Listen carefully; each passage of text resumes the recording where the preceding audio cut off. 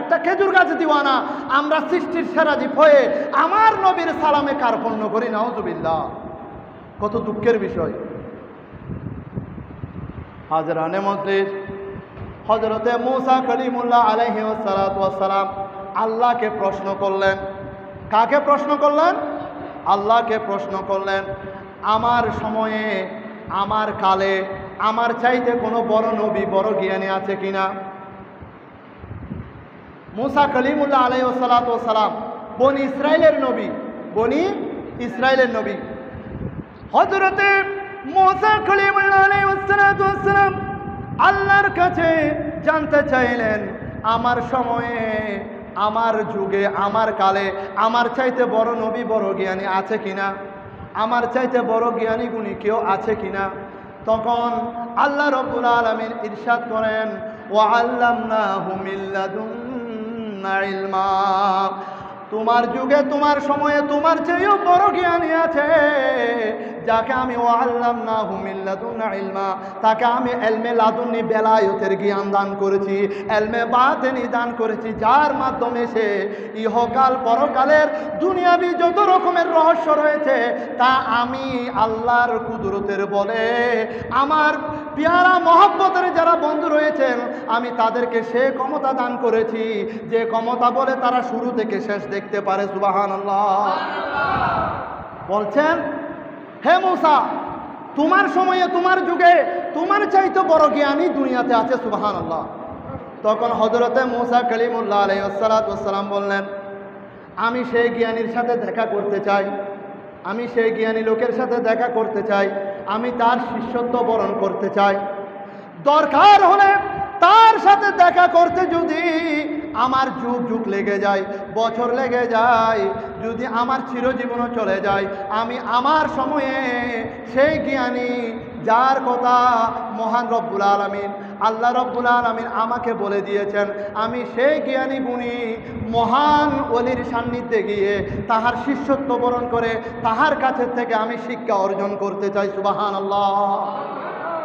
তিনি আর কেউ নন, যার কথা ওয়া আল্লামনাহু মিন লাদুন্না ইলমা আল্লাহ রাব্বুল আলামিন কুরআনে পাকে সূরাতুল কাহফ শরীফের মধ্যে বলে দিয়েছেন, ইনি হচ্ছেন হযরতে হিজর আলাইহিস সালাতু ওয়াস সালাম। সুবহানাল্লাহ। আমি কেন আজকের এই মাহফিলে হযরতে হিজর আলাইহিস সালাতু ওয়াস সালামের আলোচনা নিয়ে আসলাম? কারণ হচ্ছে, আমার নবী যখন দুনিয়ার জমিনে এসেছেন, নবুয়তের দরজা বন্ধ হয়ে গিয়েছে, নবীগণের আসা যাওয়া বন্ধ হয়ে গিয়েছে। হযরতে ঈসা আলাইহিস সালাতু ওয়াস সালাম চতুর্থ আসমানে অবস্থান করতেছেন। যখন আবার পুনরায় আসবেন তখন আর নবী হয়ে আসবে না, আমার নবীর উম্মত হয়ে আসবে। সুবহানাল্লাহ। ঠিক একইভাবে এখনো পর্যন্ত হযরতে হিজর আলাইহিস সালাতু ওয়াস সালাম আছেন, কিন্তু নবী হিসেবে নয়, আল্লাহর ওলি হিসেবে আছেন। সুবহানাল্লাহ।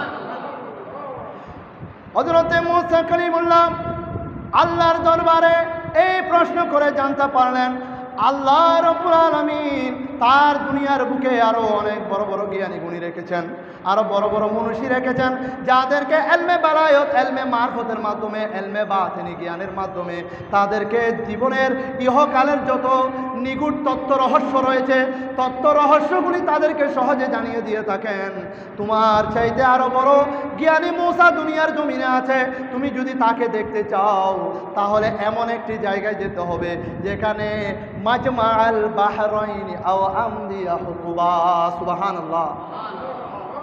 তুমি যদি তার সান্নিধ্য লাভ করতে চাও, তার সাথে যদি দেখা করতে চাও, তাহলে তোমাকে দুই সাগরের মাঝখানে যেতে হবে। সুবহানাল্লাহ। তোমাকে দুই সাগরের মিলনস্থল, মাজমাআল বাহরাইনি, দুইটি সাগরের পানি যেখানে মিলে গেছে তোমাকে সেই জায়গায় যেতে হবে।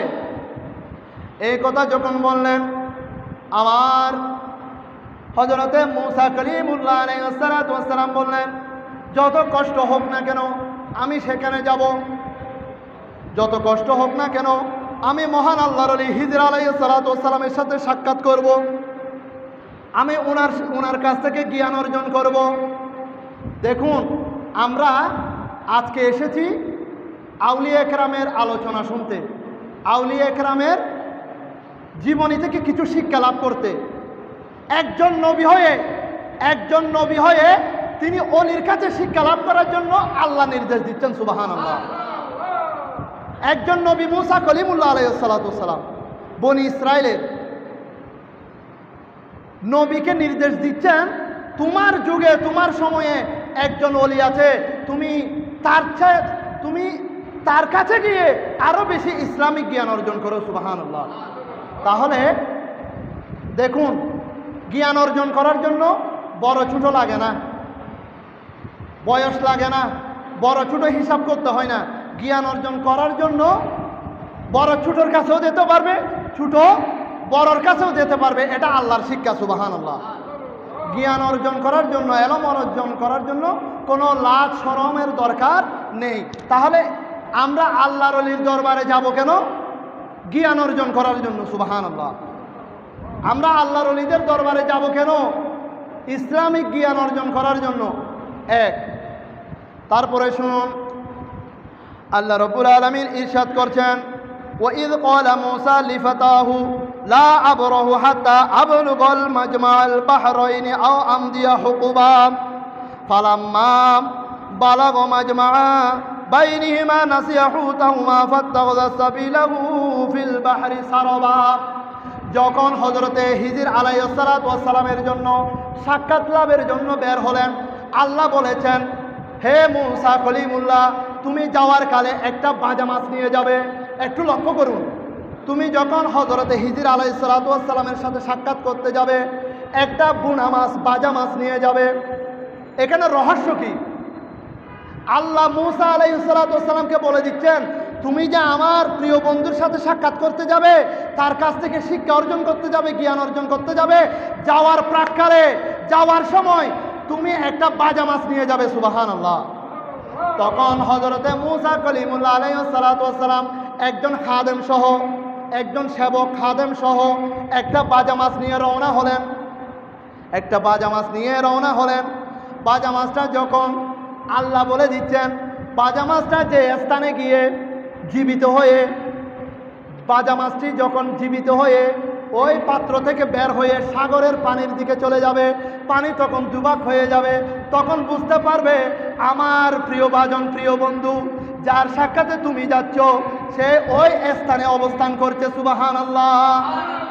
এখানে রহস্য কি? আল্লাহ কেন বাজা মাছ নিয়ে যেতে বললেন? আজকে আপনারা আল্লাহকে ডাকবেন, জিকির করবেন, গৌসিয়া খতম করবেন, এখানে আবার তবরুকের দরকার কি? বিরানির দরকার কি? দরকার আছে বলে আল্লাহ নির্দেশ দিয়েছেন। কেমন নির্দেশ দিয়েছেন? মুসা আলাইহিস সালাতু ওয়াস সালাম একজন নবী হয়ে অলির দরবারে যাচ্ছেন একটা বাজা মাছ নিয়ে। সুবহানাল্লাহ। আল্লাহ চাইলে তো এমনিই পরিচয় করে দিতে পারতেন। মাজমা আল বাহরাইনি, দুই সাগরের মধ্যবর্তীতে হযরতে হিজর আলাইহিস সালাতু ওয়াস সালাম অবস্থান করেন, তাহলে তো এমনিতে দেখা করিয়ে দিতে পারতেন একজন নবীর সাথে একজন অলি। তার মানে অলিয়ে দেখা। সুবহানাল্লাহ। বন্ধুর সাথে বন্ধুর মিলন।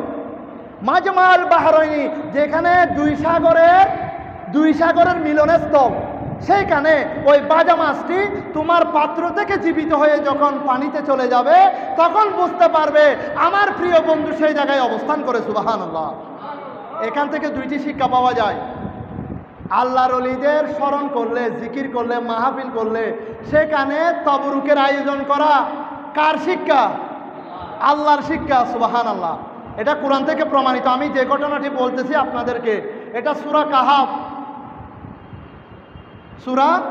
কাহাফ শরীফের ঘটনা, 15তম পারায় সূরা কাহাফ শরীফের ঘটনা এটা। তার মানে কোরআনে পাকের আলোচনা, আল্লাহ রসুলের আলোচনা। আল্লাহ বলছেন, তুমি আমার প্রিয় বান্দার কাছে জ্ঞান অর্জন করতে যাবে, শিক্ষা লাভ করতে যাবে, কিন্তু যাওয়ার সময় একটা বাজা মাছ নিয়ে যাবে। সুবহানাল্লাহ। এগুলি কোনো বানোয়াট কিস্সা কাহিনী না, যার কথা কোরআনের মধ্যে দলিল হিসেবে রয়েছে। সুবহানাল্লাহ। যেন আমরা তাবারুক যেটা খাই, শবে বরাত আসলে আমরা হালুয়ার আয়োজন করি, হালুয়া যখন খাই এক পক্ষ অনলাইন ফেসবুকে বলে, দেখো সুন্নিরা বিশেষ একটা দিনে হালুয়া খায়, অথবা হালুয়াও তো মিষ্টি। সুবহানাল্লাহ। হালুয়াউন শব্দের অর্থ কি? মিষ্টি। আমাদের দেশে হালুয়া বলি, এটা মনে করেছে ওই সিন্নির মতো একটা টুকরাকে হালুয়া বলে। না না না না, আমার রসুলে পাক সুন্নাত হিসেবে যে মিষ্টি বক্ষণ করতেন, আহার করতেন, তার নাম হচ্ছে হালুয়া। সুবহানাল্লাহ। আল্লাহর ওলির দরবারে আসার সময় তোমরা তাবারুক নিয়ে আসো, তাবারুক নিয়ে যাও। এটা মুসা কলিমুল্লাহ আলাইহিস সালাতু ওয়াস সালামকে অনেক আগে আল্লাহ শিক্ষা দিয়ে দিয়েছেন, সুবহানাল্লাহ। আর তাবারুকটা এমন তাবারুক যেটা শুধু তাবারুকের পরিচয় বহন করে না, ক্ষুধা লাগবে খেয়ে ফেলবো তার পরিচয় বহন করে না, বরং যেখানে আউলিয়া একরাম অবস্থান করেন, আল্লাহর ওলি যেখানে থাকেন, আল্লাহর ওলির যেখানে নির্দিষ্ট স্থান, দুই সাগরের মিলনস্থল হযরতে হিজর আলাইহিস সালাতু ওয়াস সালাম অবস্থান করেন, যে জায়গায় ওই বুনা মাছ, বাজা মাছ, যেটা এমনি যদি জুলের তরকারি করলেও একটু একটু কাঁচা থেকে যায়, কিন্তু বুনা মাছের মধ্যে আর কোনো কাঁচা থাকার কোনো অবশিষ্ট কোনো সুযোগ থাকে না, একেবারে বুনা।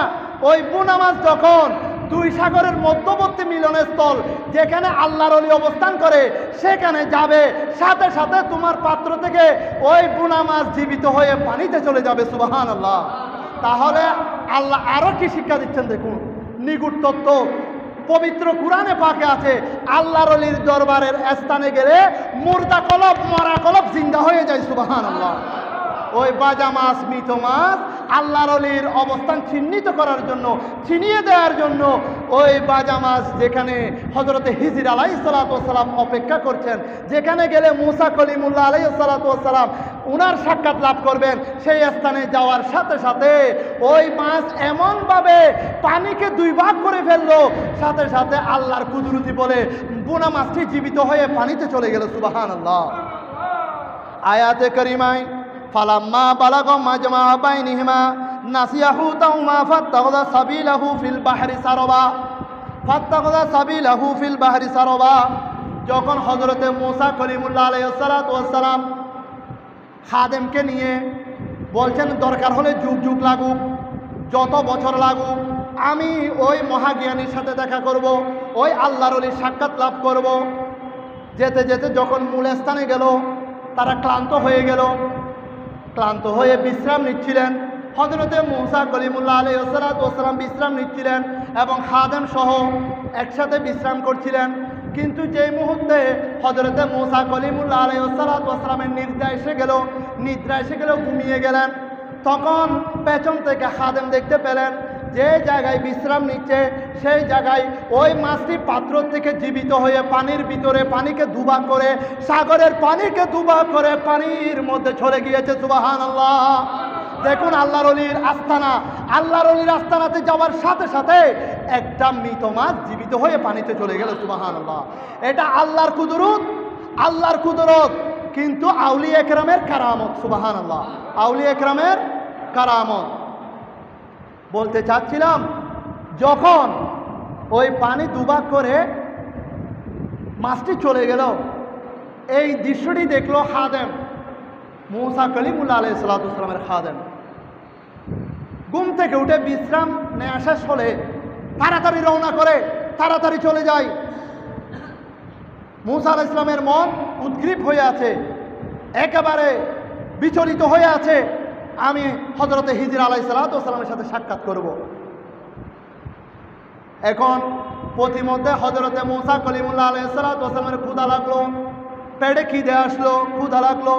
যখন ক্ষুধা লাগলো, খাদেমকে বলল, আমার তো ক্ষুধা লেগেছে, আমার কিছু খেতে হবে, ভক্ষণ করতে হবে, ওই বুনা মাছটা বের করো। তখন খাদেম বললেন, হে আল্লাহর নবী, আমাকে ক্ষমা করবেন, আমাকে ক্ষমা করবেন, আমি আপনাকে বলতে ভুলে গিয়েছিলাম, আমি আপনাকে জানাতে ভুলে গিয়েছিলাম, আমাকে ক্ষমা করবেন। ওই মাছটা যেখানে আমরা বিশ্রাম করছিলাম সেখানে পাত্র থেকে বের হয়ে জীবিত হয়ে পানির মধ্যে চলে গেছে, সুবহানাল্লাহ। হায় রে তুমি কি করলা?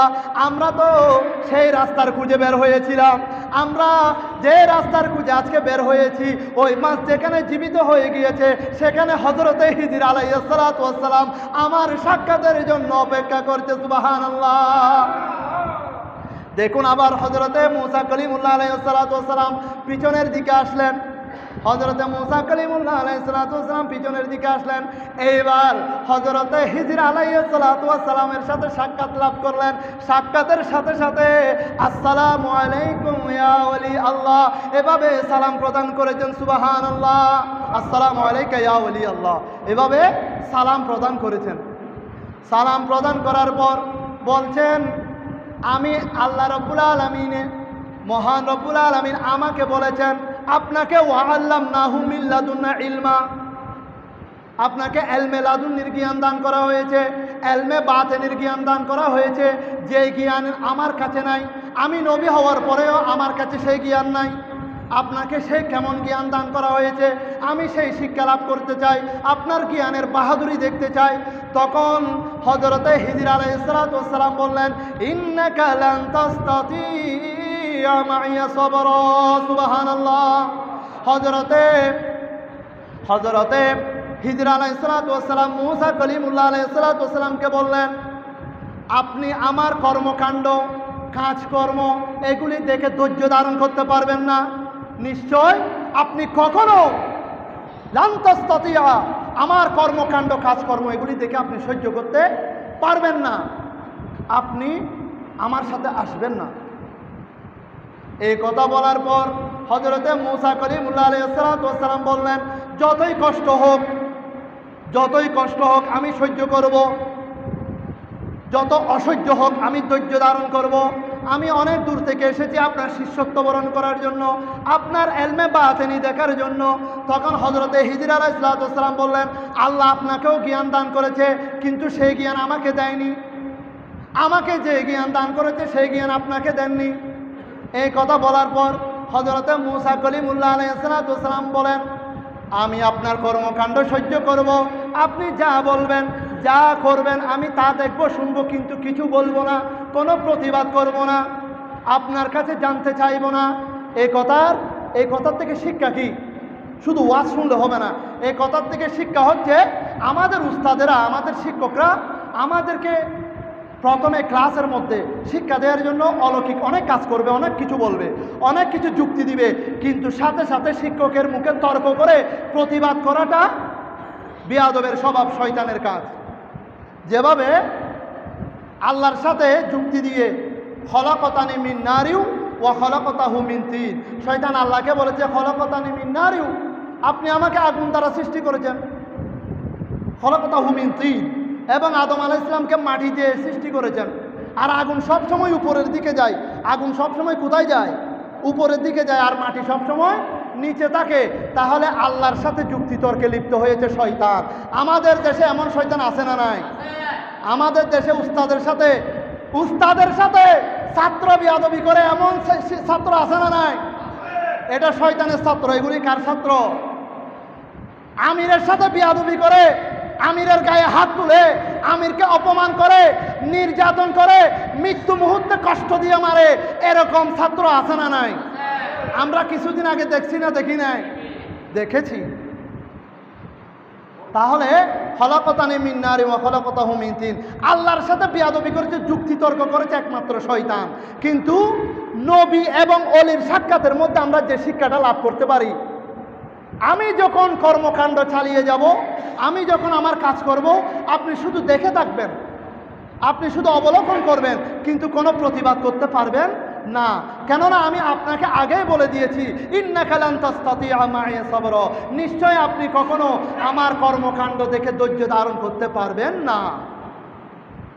আপনি যদি প্রতিবাদ করতে চান তাহলে আমি আপনাকে কিছুই বলবো না, কিছুই দেখাবো না, কিন্তু আপনি যদি ধৈর্য ধারণ করেন, আপনাকে আমি শেষে বলে দিব, আমার প্রত্যেকটা কাজের মধ্যে আল্লাহর হুকুমে হিকমত নিহিত ছিল। সুবহানাল্লাহ।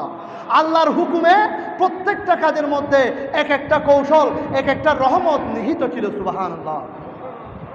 এক নাম্বার কর্মকাণ্ড শুরু হচ্ছে হযরতে হিজর আলাইহিস সালাতু ওয়াস সালামের দরবারে আসার সাথে সাথে হযরতে মুসা কলিমুল্লাহ আলাইহিস সালাতু ওয়াস সালাম সচেতন হয়ে গেলেন শিকার জন্য, জ্ঞান অর্জন করার জন্য নিজের মনকে উদার করলেন। যে মুসা কলিমুল্লাহ আলাইহিস সালাতু ওয়াস সালাম সাধারণ ব্যাপারে রেগে যান, রাগান্বিত হয়ে যান, সে মুসা কলিমুল্লাহ আলাইহিস সালাতু ওয়াস সালাম নিজের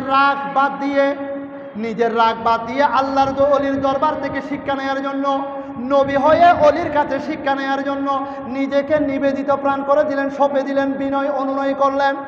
দেখা গেল প্রথম পদক্ষেপ হযরতে হিজর আলাইহিস সালাতু ওয়াস সালামের প্রথম কাজ, উনারা যখন সাগরের তীরে ছিলেন, একজন মাঝি হযরতে হিজর আলাইহিসসালামকে আগে থেকে চিনেন।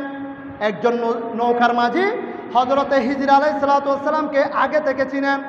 মহব্বত করে বললেন, হে আল্লাহর বলি, হে বুজুর্গানে দিন, আপনারা আমার নৌকায় আসুন। আমার নৌকাটি সুন্দর, আমার নৌকাটি নতুন, আমি চাই আপনাদেরকে আরোহণ করে আমার নৌকার মধ্যে তুলে আমার নৌকাকে একটু বরকতময় করে নিতে, একটু পবিত্র করতে। আমার নৌকার মধ্যে আপনারা উঠলে আল্লাহ সন্তুষ্টি হাসিল করতে পারবো, আল্লাহ আমাকে বরকত দিবেন। দয়া করে আপনারা আমার এই নৌকার আমি মাঝির নৌকার সাওয়ারি হবেন।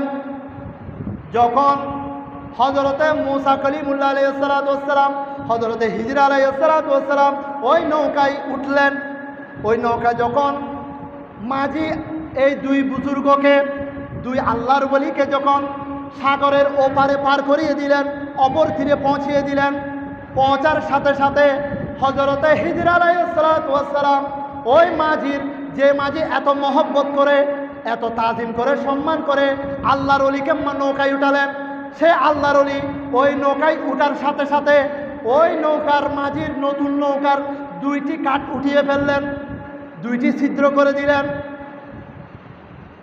যে মাঝির নৌকায় এত মহব্বত করে তুললেন, ওই মাঝির নতুন নৌকাকে হযরতে হিজর আলাইহিসসালাম দুইটি কাঠ উঠিয়ে ফেললেন এবং ফুটো করে দিলেন, ছিদ্র করে দিলেন। এরকম কাজ করলে আমাদের কারো সহ্য হবে? হদা বালাইয়ের ইয়ে দে না, হয়তো বালাই করতাম তাই এরা আর ক্ষতি হয়ে দে না, বালাই করতাম তাই এরা কি আই অপরাধ করে ফেলে দি না? বালার নাম নাই দে না, বালার কি কোনো দাম নাই, নাম নাই। তো হযরতে মুসা কলিমুল্লাহ আলাইহিসসালামের সামনে সাগর পার হয়ে যাওয়ার পর প্রথম যে কাজটি হযরত হিজর আলাইহিসসালাম করলেন, ওই মাঝির নতুন নৌকা দুইটা তক্তা কাঠ উঠিয়ে নিলেন এবং একটি ছিদ্র করে দিলেন। সুবহানাল্লাহ। কেন ছিদ্র করে দিলেন? নিজের ইচ্ছায়? না না না, আল্লাহর হুকুমে করে দিলেন। সুবহানাল্লাহ।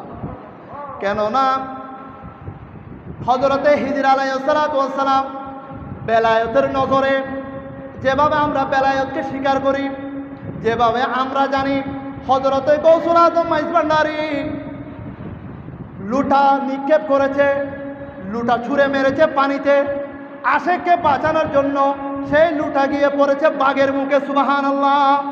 গৌসুল আজম মাইজ ভান্ডারী, হযরত কেবলা আহমদুল্লাহ মাইজ ভান্ডারী লুটা নিক্ষেপ করেছিল পানিতে, সে লুটা পড়েছে বন জঙ্গলের মধ্যে। আমার গৌসে পাকের বেলায়েতের নজরে দেখতে পেলেন রুহানি সন্তানকে বাঘে হামলা করেছে, সেই লুটা গিয়ে পড়েছে বাঘের মুখে। সুবহানাল্লাহ। ঠিক একইভাবে হযরতে হিজর আলাইহিসসালাম সাগরের ওই পার থেকে দেখতে পেলেন একজন জালেম বাদশা, একজন জালেম শাসক অপর তীরে বসে আছে। সে কেন বসে আছে? সে এই আশা করে বসে আছে যত নতুন নৌকা আজকে আসবে আমি সেই নতুন নতুন নৌকাগুলি ছিনিয়ে নিব, সুন্দর সুন্দর ভালো নৌকাগুলি আমি আটকে ফেলবো, ধরে নিব, আমার জন্য নিয়ে নিব।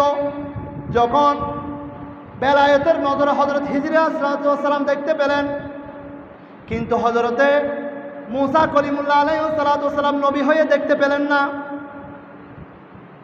তখন ওই মাঝি মনক্ষুণ্ণ হলো, মনে কষ্ট পেলেন, কিন্তু প্রকাশ করলেন না। মাঝি মনে কষ্ট পেয়েছেন, কিন্তু বুজুর্গ বলে জবান দিয়ে কোনো রকমের খারাপ কথা বের করেননি।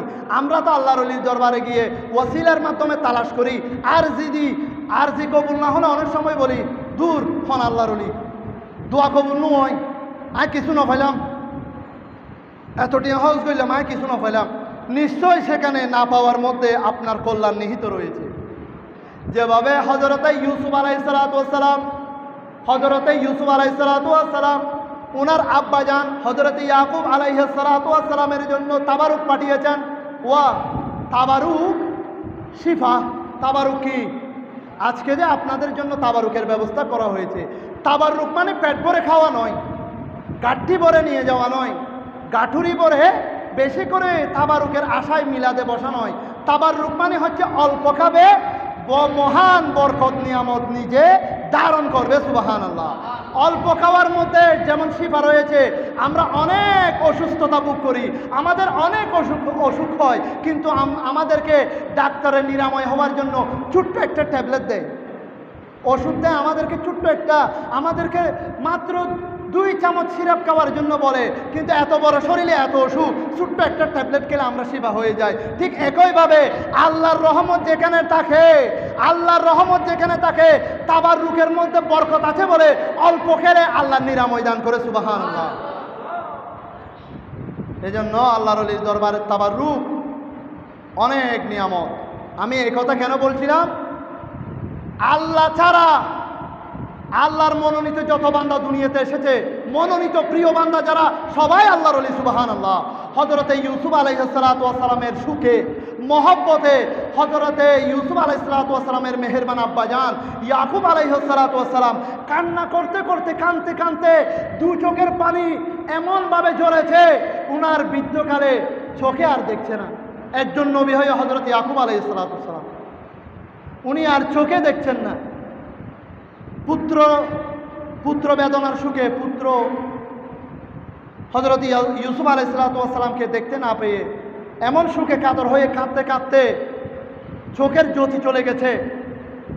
সে হযরতে ইউসুফ আলাইহিস সালাতু ওয়াস সালাম পবিত্র কোরআনে পাকের মধ্যে রয়েছে, পবিত্র কোরআনে পাকের সূরত ইউসুফের মধ্যে 93তম আয়াত।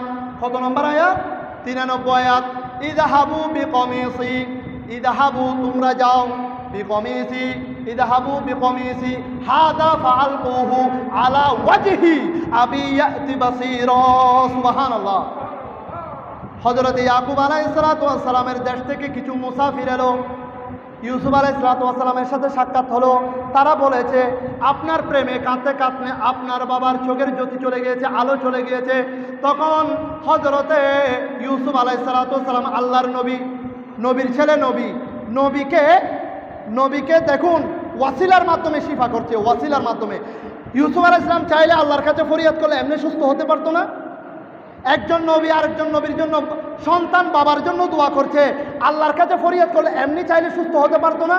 কিন্তু হযরত ইউসুফ আলাইহিস সালাতু ওয়াস সালাম বলছেন, ইযহাবু বিকমিসি হাদা ফাআলকুহু আলা ওয়াজহি আবি ইয়াতি বাসীরা। তোমরা আমার এই পোশাক, আমার এই কাপড়, ইউসুফ আলাইহিস সালামের কাপড়, তোমরা গিয়ে আমার বাবার ওয়াজহি, আমার বাবার কপালের উপরে, মুখমণ্ডলের উপরে এই কাপড়, আমার এই কাপড়টা বুলিয়ে দিবে, এভাবে বুলিয়ে দিবে। আমার এই বরকতময় কাপড় হযরত ইউসুফ আলাইহিস সালামের কাপড়, মানে সন্তানের কাপড়, বাবার মুখে বুলিয়ে দেওয়ার জন্য বলেছে। যখন আমার বাবার মুখে এই কাপড়, আমার এই কাপড় রাখবে, এই তাবাররুক, এই কাপড় মানে শুধু কাপড় নয়, এটা নবীর তাবাররুক। নবীর দরবার থেকে আরেক নবীর দরবারে যাচ্ছে, সন্তানের দরবার থেকে পিতার দরবারে যাচ্ছে। এই কমিজ যখন আমার বাবার চেহারার মধ্যে রাখবে, আমার বাবার চক্ষু আল্লাহ ফিরিয়ে দিবেন। সুবহানাল্লাহ। ইয়াতি বাসীরা। সুবহানাল্লাহ। দেখুন, নবীর কাপড়, চোখের শিফা। ইয়াকুব আলাইহিস সালাতু ওয়াস সালাম কান্না করতে করতে আলো হারিয়ে ফেলেছে, কিন্তু যেই মুহূর্তে হযরত ইউসুফ আলাইহিস সালামের কাপড় চোখের মধ্যে বুলিয়ে দিল, সাথে সাথে চোখের জ্যোতি ফিরে ফেল। সুবহানাল্লাহ। এগুলি কি কল্পকাহিনী, কল্পকথা? এগুলি কোরআনের কথা, কোরআনের কথা। যারা আল্লাহর ওলিদের শানে বেয়াদবি করে, তাবাররুক নিয়ে কটূক্তি করে, আল্লাহর ওলিদের শানে এমনভাবে বেয়াদবি করে, তারা বলে আল্লাহর ওলিদের দরবারে যাওয়া শিরিক। নাউজুবিল্লাহ। বেদাতিরা আল্লাহর ওলিদের দরবারে যায়, নাউজুবিল্লাহ। তারা এমন কথা বলে, কিন্তু সেই জন্য তো আয়াতের শুরুতে বলে দিয়েছে, আলা, খবরদার, হুঁশিয়ার, সাবধান, ইন্না আউলিয়া আল্লাহি লা খাউফুন আলাইহিম, আমার আউলিয়া ইকরামের কোনো কি নেই, ভয় নেই, ওয়ালা হুম ইয়াহজানুন, তাদের কোনো চিন্তাও নেই। আরেক হাদিসে পাকে, মান আদালি ওলিয়া ফাকাদে আযানতাহু বিল হারব, যারা আমার ওলির শানে শত্রুতামি করে, তাদের সাথে আমি যুদ্ধ ঘোষণা করলাম। এই কথা বুখারী শরীফে এসেছে। আমি বলতে চাই, আমাদের দেশে একটি তাওহীদি জনতা রয়েছে, আছে না নয়? আমাদের দেশে একটি তাওহীদি জনতা রয়েছে।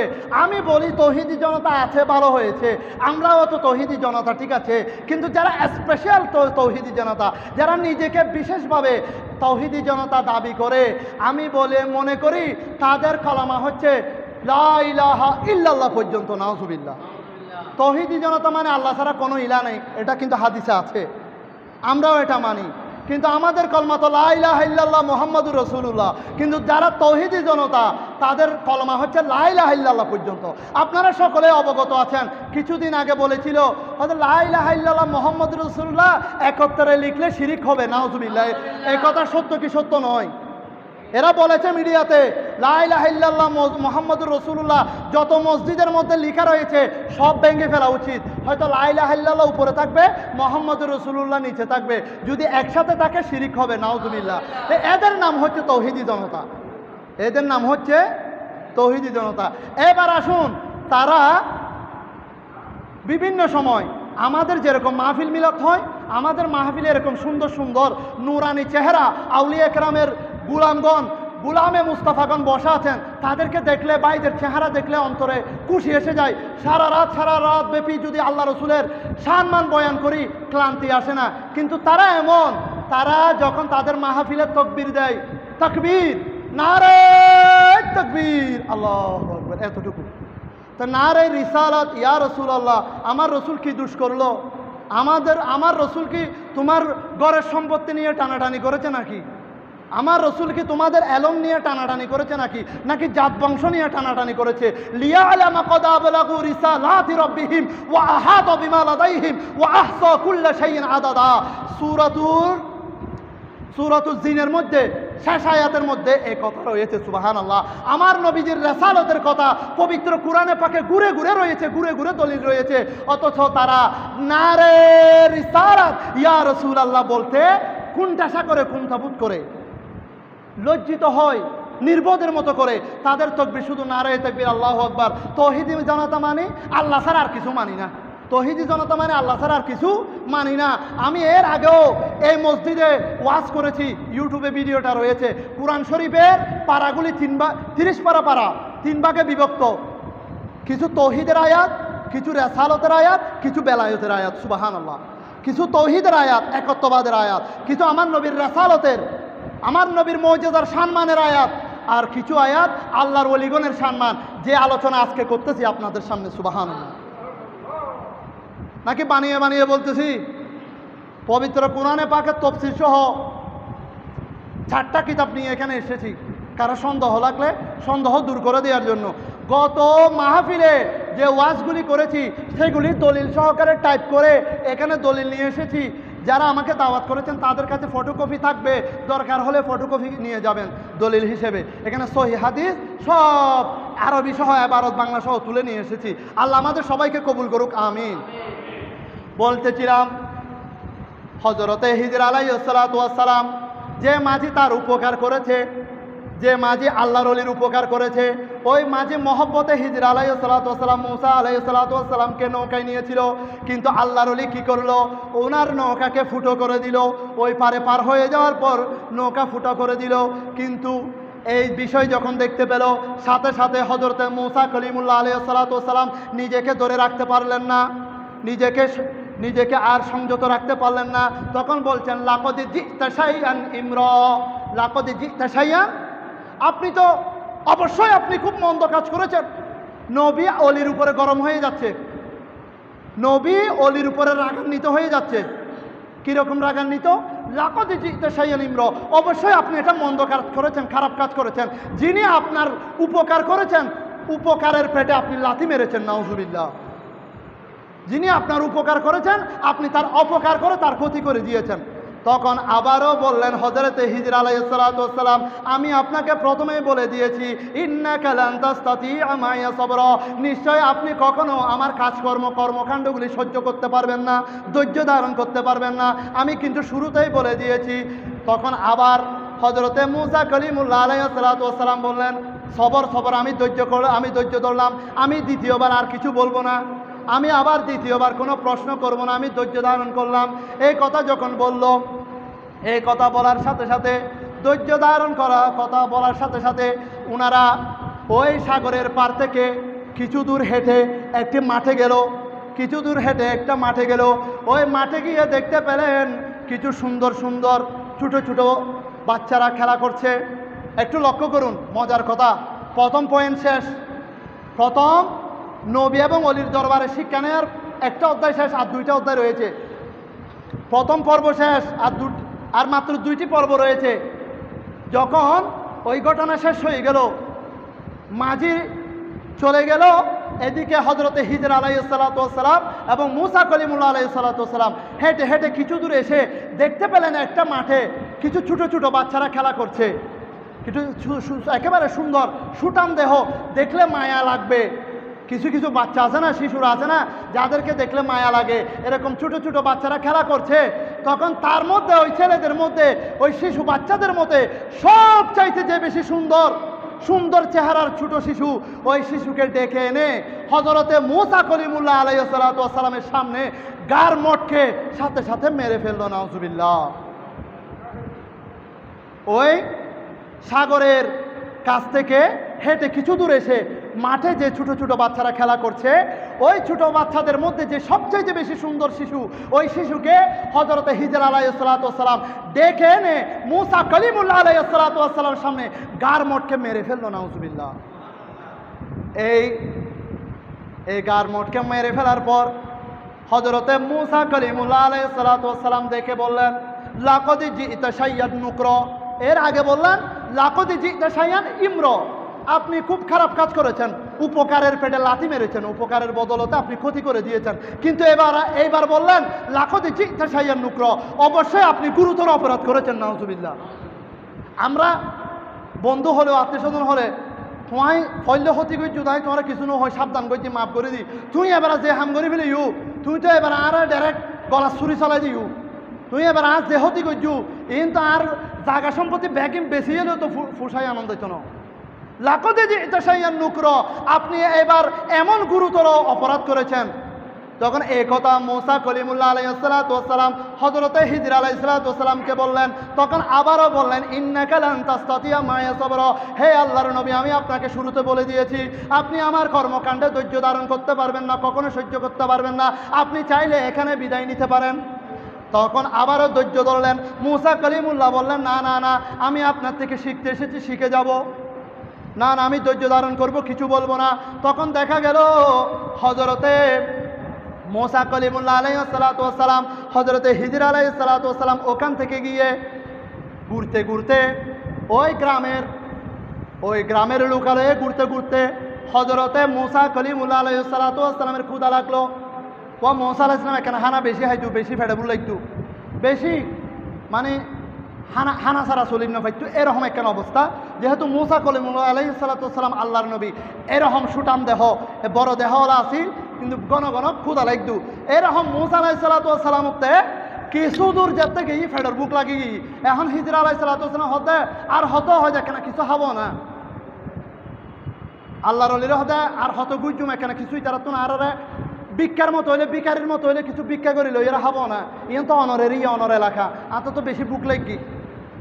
যখন মুসা কলিমুল্লাহ আলাইহিসসালাম হিজর আলাইহিসসালামকে খাবারের আরজি করলেন, তবরুকের ব্যবস্থা করতে বললেন, মুসা কলিমুল্লাহ আলাইহিসসালামের অনুরোধে হযরতে হিজর আলাইহিসসালাম ওই জনপদের মানুষের কাছ থেকে কিছু খাবার তালাশ করলেন, কিছু দিতে বললেন। কিন্তু তারা কি করলেন, বলেছে এখানে ফকিরদের কোনো খাবার নেই, এখানে ফকির দরবেশ ভিক্ষুকের এখানে কোনো খাবার দেওয়া হয় না, আমরা আপনাকে কোনো খাবার দিব না, কোনো মেহমানদারি করব না, আপনারা যেখান থেকে এসেছেন সেখানে চলে যান, যেখান থেকে এসেছেন সেখানে চলে যান। অপমান করে, লাঞ্ছিত করে ওনাদেরকে বিতাড়িত করেছেন। কিন্তু কিছু দূর যাওয়ার পর দেখতে পেলে একটি দেয়াল, একটি প্রাচীর এমনভাবে বাঁকা হয়ে পড়ে যাচ্ছে। কিছু দূর যাওয়ার পর দেখা যাচ্ছে এমন একটি দেয়াল, এমন একটি প্রাচীর ভেঙে পড়ে যাওয়ার উপক্রম হলো, ভেঙে মানুষ মারা যাবে, ক্ষতি হবে।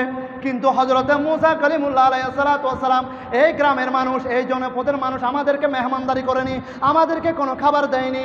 আমরা খাবার চেয়েছি, আমরা মুসাফির হিসেবে খাবার পাওয়ার যোগ্য, কিন্তু আমাদেরকে কোনো খাবার দেয়নি। আমরা খুবই রাগান্বিত, সেই জন্য এই জনপদের মানুষকে আমি পছন্দ করি না। তখন হযরতে হিজর আলাইহিসসালাম মহান আল্লাহর বলি কি করলেন, ওই দেওয়াল যখন ভেঙে যাচ্ছে, আবার সেই দেয়ালকে সুন্দরভাবে কষ্ট করে একেবারে শক্ত মজবুত করে আবার আগের মতো প্রাচীরকে দাঁড়িয়ে দিল। সুবহানাল্লাহ। ওই প্রাচীরকে শক্ত করে দাঁড় করিয়ে দিল হযরতে হিজর আলাইহিসসালাম। এই অবস্থা দেখে এই অবস্থা দেখে মূসা কালিমুল্লাহ আলাইহিস সালাতু আবার রাগান্বিত হলেন। যারা আপনার উপকার করেছে আপনি তাদের ক্ষতি করেছেন, অনর্থক নিরাপরাধ একটা ছোট শিশুকে আপনি হত্যা করেছেন।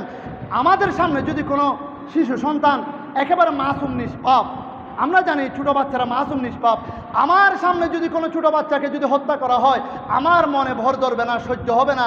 আমি একজন নবী হয়ে আমি নবীর সামনে আপনি একটি ছোটো বাচ্চাকে হত্যা করেছেন, আপনাকে আমি কিছু বলিনি, এখানে এই জনপদের মানুষ আমাদেরকে একটু খাবার দেয়নি, কিন্তু এই প্রাচীরের দেয়াল ভেঙে যাচ্ছে, আপনি এই দেয়াল কেন ঠিক করে দিলেন? আপনি তো এটা কাজ ভালো করলেন না।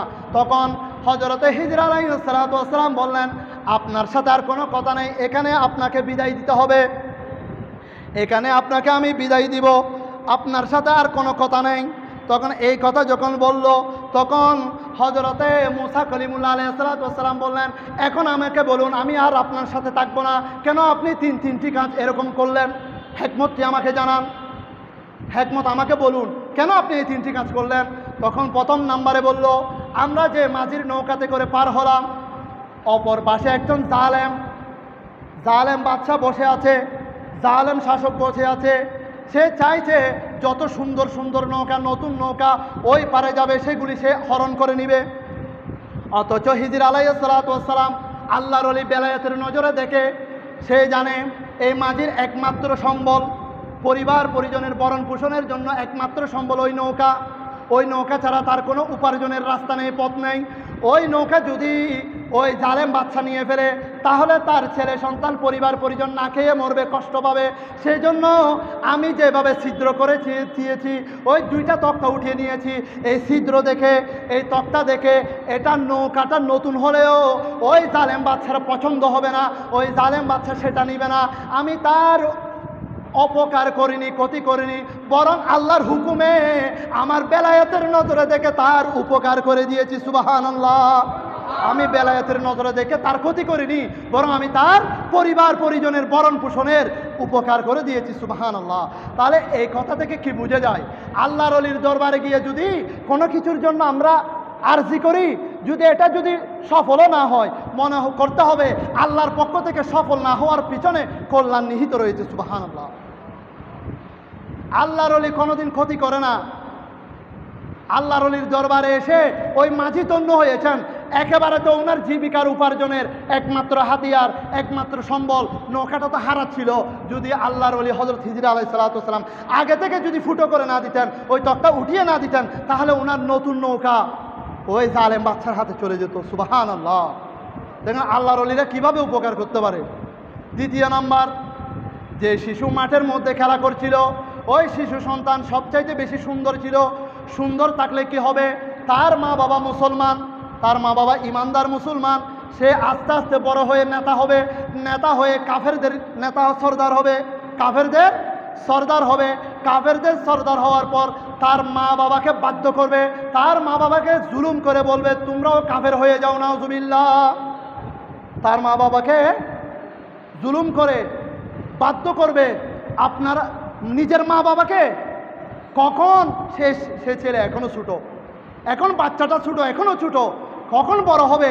কিন্তু আল্লাহর ওলিরা বেলায়েতের নজরে দেখতে পাচ্ছেন, ওয়া আল্লামনাহু মিন লাদুন্না ইলমা, আল্লাহ এলহামের মাধ্যমে আগেভাগে জানিয়ে দিচ্ছেন, ওই দেখছো যে সুন্দর শিশু তোমার খুব প্রিয়, তোমার দেখতে খুব মায়া দয়া লাগছে, বেশি ভালো লাগছে, সে বড় হয়ে কাফেরের নেতা হবে। কাফেরের নেতা হওয়ার পর সাথে সাথে তার মা বাবাকে ধর্মান্তরিত হওয়ার জন্য বাধ্য করবে, ইসলাম ত্যাগ করার জন্য বাধ্য করবে। আল্লাহ আমাকে জানিয়ে দিয়েছে, মূসাকে শিক্ষা দাও। আল্লাহর ওলির দরবারে আসলে আল্লাহর ওলিরা যা দেখে তুমি নবী হয়েও তা দেখো না, আল্লাহর ওলিরা যা জানে তুমি নবী হয়েও তা জানো না। আল্লাহর ওলিদেরকে আগেভাগে জানিয়ে দেওয়া হয় কার কপালে, কার তকদির সাদাতওয়ালা, কার তকদির সৌভাগ্যবান। সেই জন্য আমার মুহতরম সেক্রেটারি জেনারেল বলেছিলেন 10 নম্বর সিঙ্গেলের মধ্যেও আওলাদ রাসূলের সাদারতে আমরা রাজপথে, চিটাঙের রাজপথে জশ্নে জুলুসকে সফল করেছি। আমিও আমার হুজুর কেবলা আলমের একজন রুহানি সন্তান গোলাম হিসেবে সেই জুলুসে আমিও ছিলাম। আমরা তো সকলেই প্রত্যক্ষদর্শী, জ্বলন্ত প্রমাণ। সুবহানাল্লাহ।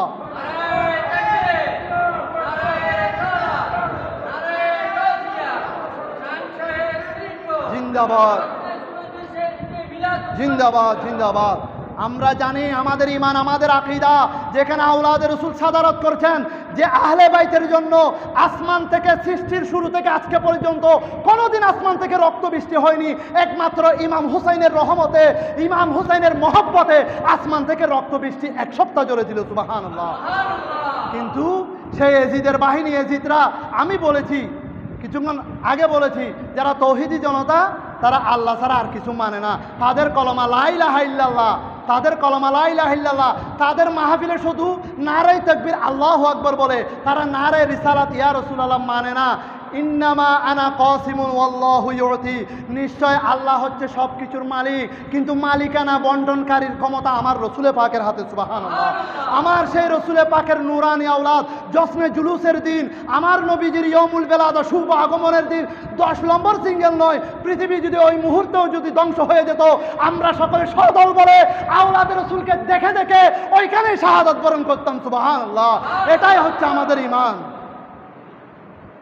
যেভাবে ইমাম হুসাইন জানে এজিদরা শুধু তাকে চাই আর কাউকে নয়, তারপরে সঙ্গীদেরকে বলেছিল তোমরা চলে যাও, আমার মা বোনদেরকে, আমার আহলে বাইতকে দিয়ে চলে যাও, কিন্তু একজন আহলে বাইতের সদস্য ইমাম হুসাইনকে ছেড়ে যায়নি। ঠিক একইভাবে আওলাদে রসুল আমার হুজুর কেবলা আলমের 41তম আওলাদ আমাদের সাথে ছিল বলে আমরা কোনো 10 নাম্বার সিঙ্গেলে বিশ্বাসী নয়।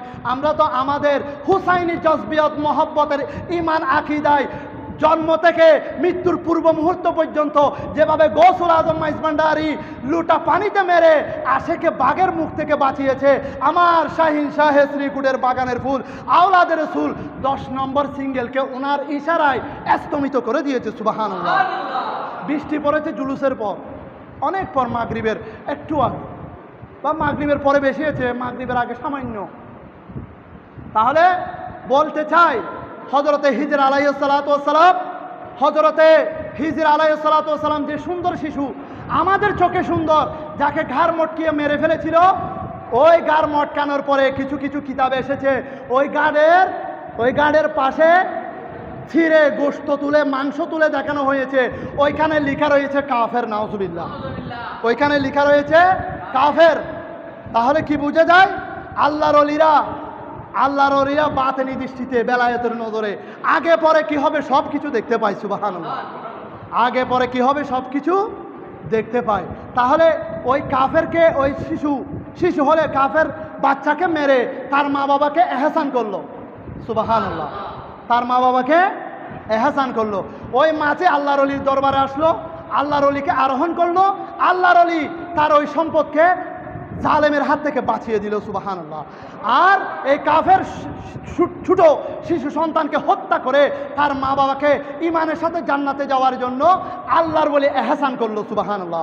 পরবর্তীকালে ওই হিজর আলাইহিস সালাতু ওয়াস সালামের দোয়ার বদলতে ওই মা বাবার উদরে, ওই মা বাবার পেটে একজন কন্যা সন্তান জন্মগ্রহণ করেছিল, ওই কন্যার সাথে একজন নবীর বিবাহ হয়েছিল। সুবহানাল্লাহ। দেখুন আল্লাহ কোথা থেকে কোথায় এহসান করছে। সুবহানাল্লাহ। হিজর আলাইহিস সালাতু ওয়াস সালামের দোয়ার বদলতে একজন কন্যা সন্তান হয়েছিল, ওই কন্যা সন্তানের সাথে একজন নবীর বিয়ে হয়েছিল। সুবহানাল্লাহ। 3 নম্বরে আসুন, কথা শেষ করে দিব। 3 নম্বর, যে জনপদের মানুষের কাছে, যে গ্রামের লোকালয়ের মানুষের কাছে একটু খাবার চাইলো, একটু তাবারুক চাইলো, হযরতে হিজর আলাইহিস সালাতু ওয়াস সালামকে, মুসা কালিমুল্লাহ আলাইহিস সালাতু ওয়াস সালামকে কোনো তাবারুক দিল না, আপ্যায়ন করলো না। হযরতে হিজর আলাইহিস সালাতু ওয়াস সালাম তাদের ভেঙে যাওয়া দেয়াল সোজা করে দিল, ঠিক করে দিল। তখন 3 নম্বরে মুসা কালিমুল্লাহ আলাইহিস সালাতু ওয়াস সালাম জানতে চাইলেন, কি ব্যাপার, যারা আপনার কোনো খেদমত করেনি, আপনার কোনো উপকার করেনি, আপনাকে সম্মান করেনি, তাদের কেন আপনি উপকার করতে গেলেন, কেন তাদের লাভ করলেন? তখন দেখা যাচ্ছিল আমার হিজর আলাইহিস সালাতু ওয়াস সালাম মুসা কালিমুল্লাহকে বললেন, দেখো ওই জনপদের দেয়ালের নিচে, ওই প্রাচীরের দেওয়ালের নিচে কিছু গুপ্তধন সম্পদ রয়েছে, দুজন এতিমের কিছু ধন সম্পদ রয়েছে। ওই যে দেওয়াল ভেঙে যাচ্ছিল, হযরত হিজর আসলাম ঠিক করে দিল, ওই দেয়ালের নিচে দুইজন এতিম সন্তানের কিছু গুপ্ত ধন সম্পদ বাবা রেখে গিয়েছেন। যদি ওই দেয়ালটা ভেঙে যায় তাহলে তাদের সম্পদগুলি, এতিমের সম্পদগুলি মানুষ লুণ্ঠন করবে, নিয়ে যাবে। ওই এতিমের সম্পদগুলি তারা যখন বড় হবে আল্লাহর কুদরতি বলে কোনো এক আউলিয়া কেরামের মাধ্যমে তারা খুঁজে পাবে। সুবহানাল্লাহ।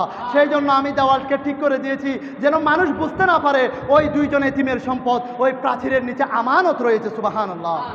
দেখুন কি লক্ষ্য করলেন, নদীর এই পার থেকে ওই পারে দেখতে পাচ্ছেন জালেম বাদশা বসে আছেন, সেটা হচ্ছে আল্লাহর ওলি। সুবহানাল্লাহ। নদীর ওই পার থেকে ওই তীর থেকে ওই পারে দেখছেন, ওই তীরে দেখছেন, সেই হচ্ছে আল্লাহর বলি। আবার ছোট শিশু সুন্দর, যার চেহারায় মায়ায় পড়ে, যাকে এমনি ছেড়ে দিবে, তাকে গার মুটকায় মেরে মা বাবাকে এহসান করেছে, কখন বড় হবে ছোটবেলায় দেখতে পেল তার কপালে এবং কাঁধের মধ্যে ঘাড়ের মধ্যে কাফের লেখা রয়েছে। নাউজুবিল্লাহ। তার মা বাবাকে এহসান করলো, কাফের থেকে তার লোকালয়কে গ্রামবাসীকে বাঁচালো। আবার 3 নম্বরে গিয়ে ওই এতিম, যে এতিমকে ফাম্মাল ইয়াতিমা ফালা তাকহার, কোরআনের মধ্যে বলেছে এতিমদেরকে ধমক দিও না। ওয়াতুল ইয়াতামা আমওয়ালাহুম, তোমরা এতিমের ধন সম্পদ দিয়ে দাও। হযরতে হিজর আলাইহিস সালাতু ওয়াস সালাম এতিমের দুইজন এতিমের সম্পদকে সুন্দরভাবে খানাপিনা কোনো কিছুর বিনিময় ছাড়া, একমাত্র কোনো কিছুর বিনিময় ছাড়া দান করেন। তারা হচ্ছেন আওলাদ রাসূল, আল্লাহর বলি। সুবহানাল্লাহ। কোনো উপকার না পেয়েও, কোনো খেদমত না পেয়েও, মেহমানদারি না পেয়েও দুইজন এতিমের সম্পদ ঠিক রাখার জন্য ওই দেওয়ালটা ঠিক করে দিলেন। সুবহানাল্লাহ। ঠিক একইভাবে আমাদের মতো যারা বাঙ্গা তকদির, এই বাঙ্গা তকদির নিয়ে এখানে বসে আছি, আল্লাহর ওলিদের উরুস করছি, কোনো একদিন আল্লাহর কুদরতি বলে, আল্লাহর বলি করে কারামতের সদকায় আমাদের এই বাঙ্গা তকদিরে জোড়া লেগে যাবে। সুবহানাল্লাহ। আমাদের এই বাঙ্গা তকদিরে জোড়া লেগে যাবে। কুল্লু উনাসিম বিইমামিহিম, কাল কিয়ামতের ময়দানে প্রত্যেকের ইমামের নাম ধরে ডাকা হবে। মান তাশাব্বাহা বিকৌমিন ফাহুয়া মিনহুম, যে যাকে দুনিয়াতে ভালোবাসে তার সাথে তার হাসর নাসর হবে।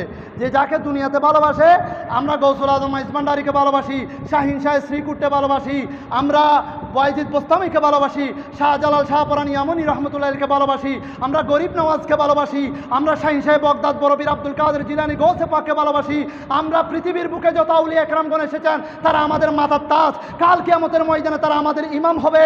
আমাদের কোনো ভয় নেই, ভয় তো তাদের যারা আল্লাহর ওলির দরবারে গেলে শিরিক বলে, অথচ তারা নিজেরাই জানে না কিয়ামতের ময়দানে আল্লাহর ওলিরাও আমাদের নাজাতের জন্য শাফাত করতে পারবে। সুবহানাল্লাহ। তাদেরকে বলবে নো এন্ট্রি, তোমরা এখান থেকে বেরে যাও, তোমাদের এখানে স্থান নেই, তোমরা বিয়াদবের স্থান জাহান্নামে। বিয়াদবের স্থান ইন্নাল মুনাফিকিনা ফিদ দারকিল আসফালি মিনান নার। বিয়াদবরা 1 নম্বরে মুনাফিক, বিয়াদবরা 1 নম্বরে। ওয়া মুমিনুরে মুসলমানরে গেলজন সিবাবুল মুসলিমি ফুসুকুন, মুসলমানরে গেলজন ফুসুক পাপাচার গুণা, কিন্তু ওয়াই মুসলমান হারে হইম দে। জীবের কলমা যদি লা ইলাহা ইল্লাল্লাহ পর্যন্ত হয়, তৌহিদি জনতা লা ইলাহা ইল্লাল্লাহ পর্যন্ত হয়, আই ইবের মুসলমান কেন মনে করছুম? ইমানদার হইবার লইতে লা ইলাহা ইল্লাল্লাহ মুহাম্মদুর রাসূলুল্লাহ